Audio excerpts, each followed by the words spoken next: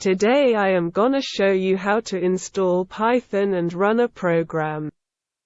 First you need to go to Python website. Next you need to download this package and install it. Then you have installed Python. Now you can run a program. I am gonna run a small one. This software is good for a beginner. I will teach everything.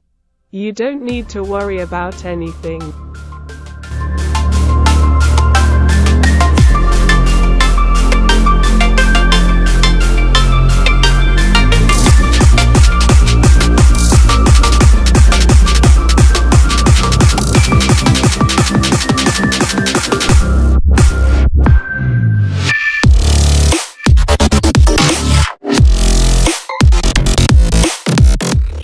If you want more advanced and better Python programming software, then go to PyCharm website and download PyCharm Community Edition.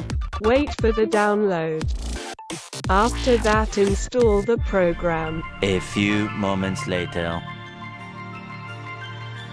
Go ahead and write a program. I am gonna show you some of my old programs. If you want to learn about more Python programming, subscribe and like this video.